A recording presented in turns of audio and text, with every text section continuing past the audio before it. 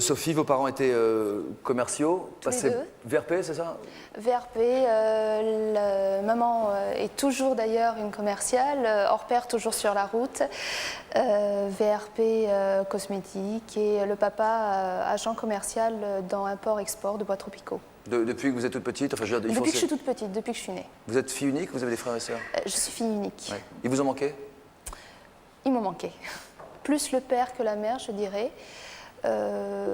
Pendant des années, j'ai pas vu mon papa, je le voyais absolument pas de toute la semaine.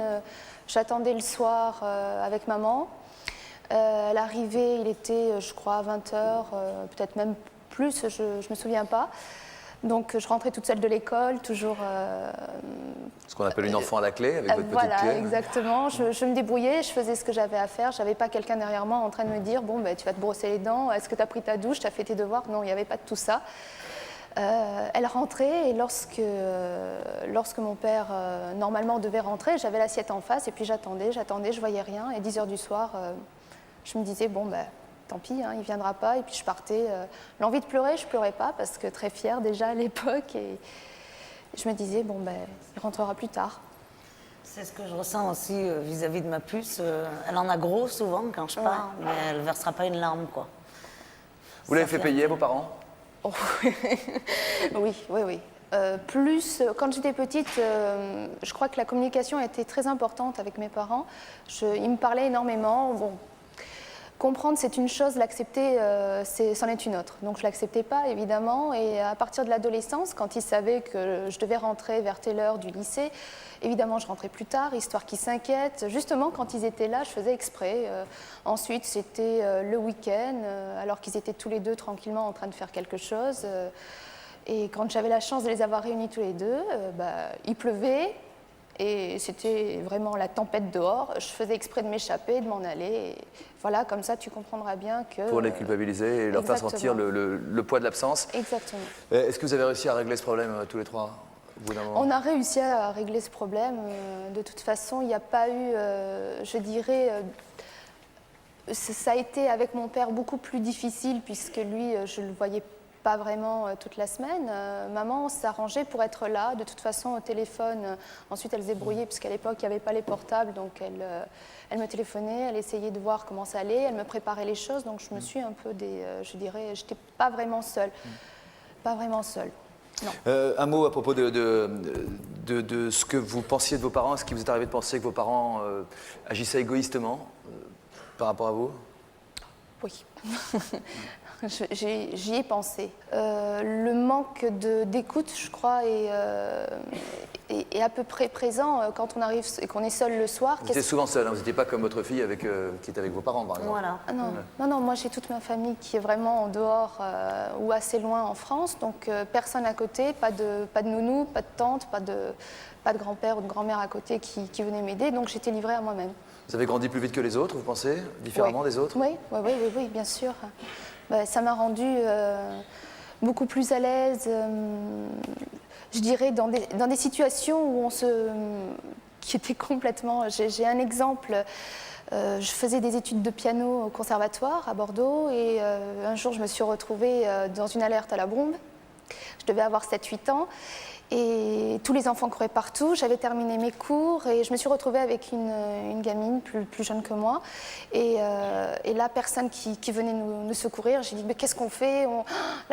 Ça va nous tomber dessus ». Alors on imagine plein de choses parce que quand on voit des dessins animés, après on imagine des bombes, des monstres, plein de trucs. J'ai dit « bon, je suis dans le quartier que je connais à peu près, je sais que maman elle a une boutique par là et je vais y aller ». Alors j'ai pris la gamine avec moi, je me suis dit « tu prends telle rue, là où il y a beaucoup de passants, tu te mets à côté des grands ». Et puis, tu rentres dans cette boutique et je dis, voilà, je m'appelle Sophie. Ma maman, je sais qu'elle vient beaucoup m'acheter qu'elle achète beaucoup de sacs. Et voilà, je suis à côté, il y a une alerte à la bombe, j'ai peur, est-ce que vous pourriez me garder est-ce que je pourrais passer un coup de fil qu'on vient de me chercher voilà. Vous avez quel âge? 7-8 ans. Ah ouais. Ça fait des petites filles qui grandissent un peu vite. Hein. En tant que mère célibataire avec un enfant à charge, je pense qu'il n'y a pas trop de choix non plus, quoi. Pour ne pas survivre, mais vivre correctement, arriver à avoir un salaire convenable. Ouais, Voilà. mais peut-être choisir un autre métier, non? Parce que votre enfant, actuellement, Je sais, mais un autre métier qui rapporte ce que je gagnais actuellement, Vous gagnez sans combien, à études peu près véritablement, je vois pas. Vous gagnez combien par mois, à peu près? Avec mes frais, ça varie entre 13 et 15 000, quoi.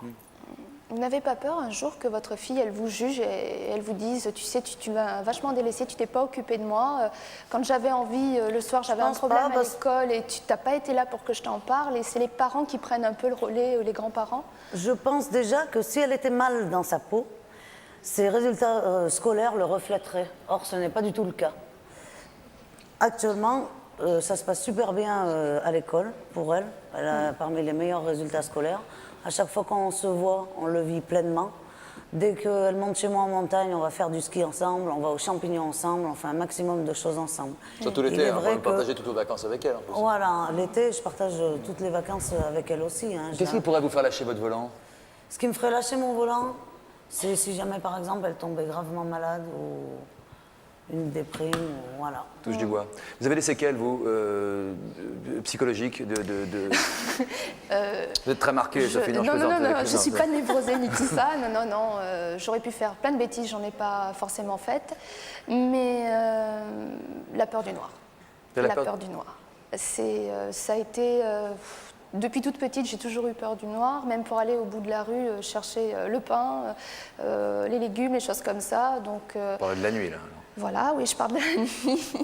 Lorsqu'on revient et qu'on prend son bus l'hiver, qui fait nuit évidemment beaucoup plus tôt, on n'est pas rassuré, donc on regarde derrière soi, on se dit, bon, alors qu'est-ce qui va se passer? Là, il y a peut-être quelqu'un qui va surgir de derrière. Ouais, c'est ça, Il y une a toutes sensation ces d'être peurs-là. seul et de ne pas être protégé, quoi. Voilà. Oui, Ouais. mais bon, il est vrai que c'est un cas extrême aussi. Vous avez été seul, très jeune, quoi. Oui. La parole à Christelle Guy qui est avec nous dans le public et qui a démissionné. Bonsoir Christelle. Bonsoir. Il y a quelques temps de son poste de chauffeur routier international pour se consacrer à une petite fille qui est juste à côté de vous, j'imagine. C'est votre petite fille, bonjour mademoiselle. Une petite fille qui a 5 ans. Comment vous êtes débrouillée pour vous occuper de Sarah pendant les premières années de sa vie, quand vous étiez au volant du camion? C'est-à-dire que moi, je pouvais pas... Quand j'ai eu Sarah, j'ai pas eu de parents, donc je pouvais pas me séparer d'elle.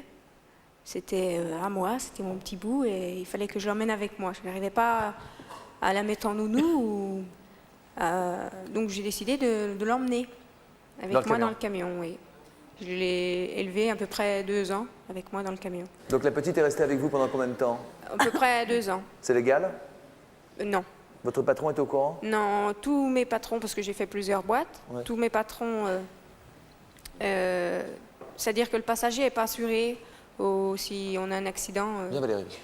ça pose un problème, quoi. Donc je l'emmenais en cachette.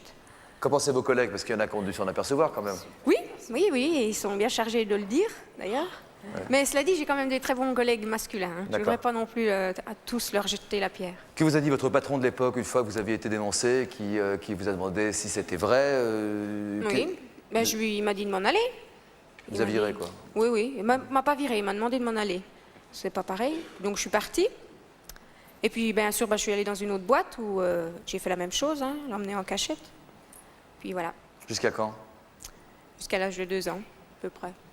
Donc il y a encore 3 ans. Oui, Et ensuite? et ensuite je l'ai mis à la nourrice, parce qu'elle commençait à grandir. Et quand elle était bébé, c'était encore assez facile parce que ça dort souvent. Ça mange... Elle est mignonne cette petite. ça mange les biberons. Et puis... Plus grande, ça a des plus besoins, grande, ça il commence- faut qu'elle bouge. Parce qu'à 2 Voilà, ans, elle savait c'est déjà surtout marcher, ça. elle est surtout dans une cabine qui n'est pas Oui, très oui. grande. Puis ça touche à tout, ça veut téléphoner, ça touche les boutons. C'est parce que Puis c'est restreint quand même l'espace, quoi. ouais, c'est-à-dire que c'est dangereux pour la sécurité du camion. Oui, Et c'est puis pas, aussi- c'est pas super pour elle, quoi. Oui, et puis aussi il y a certaines boîtes où ils acceptent pas qu'un enfant rentre dans les boîtes où on charge des produits chimiques. Ils acceptent pas que le passager rentre, donc j'étais obligée de la laisser au poste de garde. Et puis voilà. Vous l'avez donc mise en nourrice pendant 3 ans. Depuis quelques temps, vous avez arrêté donc ce métier. Pour combien de temps vous l'avez arrêté? Non, je ne l'ai pas spécialement arrêté, c'est-à-dire qu'avec mon... Vous avez arrêté l'international? Non. Ah non? Non, d'accord. non. Bon, vous n'avez pas arrêté l'international. C'est-à-dire qu'avec le papa de Sarah, on a acheté 2 camions, et puis on est 2 camions pour 3 chauffeurs. Non, 2 camions où il y a 3 chauffeurs. Ouais. Donc vous tournez. C'est-à-dire Ouais, moi je fais début de semaine sur un camion et le papa de Sarah fait la fin de semaine. Ça fait rêver ce métier, vous avez l'impression, Christelle? Oui, C'est un métier qui fait rêver les femmes? oh, sûrement parce que moi j'ai dans mon entourage des personnes qui étaient un peu jalouses. Vous êtes heureuse? Parce Vous aimez, que- vous aimez votre métier? Oui, moi oui. Monique aussi, Odile, c'est clair. J'ai besoin de ça pour vivre. Ouais. Mais vous J'ai l'aimez? besoin de mon camion. Ah, vous avez besoin pour vivre, pas au sens gagner votre vie, au Ah non, sens non, pas, pour pas vivre. quoi. financièrement, oui, pour vivre, pour Pour être vivre. libre. Pas bien. Liliane Slavski est à nos côtés. Bonsoir Liliane, vous êtes un véritable mythe dans ce monde qu'on est en train d'évoquer ce soir, celui des femmes de la route. Est-ce que vous en êtes consciente, madame? Un petit peu, parce que j'ai beaucoup de collègues qui se sont mises routières en copiant sur moi. Il est possible que ce soir encore on Ça me fait suscite des plaisir. vocations. Ça vous fait plaisir? Ça me fait plaisir, oui, parce que moi j'ai commencé, il y avait 5 femmes routières en France. Maintenant, il y en a peut-être 1000 ou 2000, alors j'ai été un beau modèle, sûrement. Vous avez été chauffeur routier pendant 25 ans, vous avez dû arrêter il y a 10 ans. Vous aussi, vous avez élevé une fille qui est grande aujourd'hui, je ne donnerai pas son âge. Comment vous êtes organisé avec votre enfant quand vous étiez encore en activité? Est-ce que vous aussi, vous avez trimballé votre fille avec vous? Oui, mais quand j'ai commencé à être chauffeur, ma fille avait déjà 3 ans. Et mes parents me la gardaient déjà depuis un bon bout de temps. Alors je l'ai laissée chez mes parents et je la prenais avec moi que pendant les vacances scolaires. Elle roulait 3 mois avec moi continuellement. Ouais. Après, elle repartait chez mes parents et elle reprenait les classes. C'était des bons souvenirs, c'était des bons moments? Ah, j'ai piqué des fous rires extraordinaires avec ma fille. Il n'y avait pas la CB à l'époque, il n'y avait pas le téléphone Il n'y avait portable. pas la CB, mais on s'entendait beaucoup mieux entre routiers qu'aujourd'hui. Ah bon? Il y avait beaucoup plus de solidarité. Un routier en panne, on s'arrêtait pour le dépanner, tandis que maintenant, un petit coucou, bonjour, un coup de klaxon et on passe. Tant pis pour toi, mon vieux, t'es en panne, débrouille-toi. Avant, c'était pas du tout comme ça. Moi, j'ai vécu une époque où vraiment le métier de routier, c'était quelque chose de formidable. Maintenant, ça ne ressemble plus à rien. Maintenant, les routiers, c'est des bureaucrates dans leur cabine. Non, mais attendez, vous êtes en train d'insulter Non, non, mes non, invités, là. non, je dis pas ça, je dis pas ça. Mais le métier n'est plus du tout ce qu'il était au moment où moi je l'exerçais. Mais il est plus confortable, en revanche. Il est plus... Les camions sont beaucoup plus confortables. C'est normal que les demoiselles se mettent à faire ce métier-là parce qu'elles n'ont pas de difficulté à conduire leur camion. Moi, quand j'ai commencé, il y avait 2 leviers de vitesse. Le pare-brise, il se soulevait avec des grosses vis pour avoir un petit peu d'air. Il y avait un seul siège en simili. On était gelé l'hiver Et brûle en été. Brûle en été. La direction assistée, quand même, j'imagine. j'avais déjà la direction. Déjà, parce assistée. que là, c'est pas possible sinon. Est-ce que vous étiez en jupe fendue également quand vous étiez au Exactement. volant de J'ai votre... toujours roulé en talons hauts et en jupe. Je n'ai jamais admis les pantalons. Pourquoi? Parce que je trouve que c'est pas féminin et c'est pas parce qu'on est dans un camion de 40 tonnes qu'on doit ressembler à un garçon, les cheveux coupés, basket et rouler les mécaniques, fumer la cigarette. Ça, j'ai toujours eu horreur de ça. Comment les hommes vous percevaient à l'époque?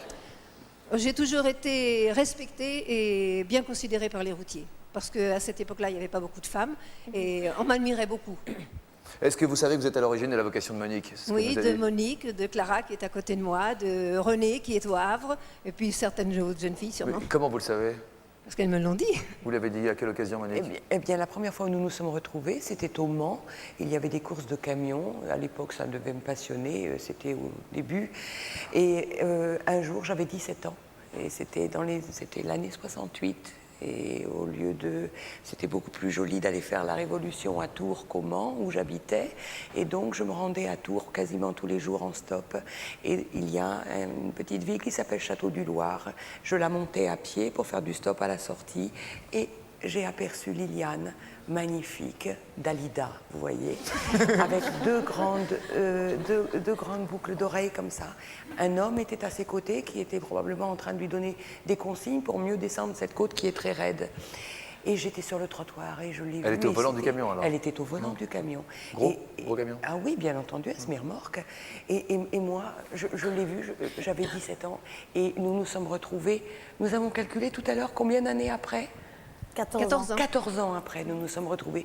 Et je le lui ai dit. On vous a donné le surnom de Fantastique.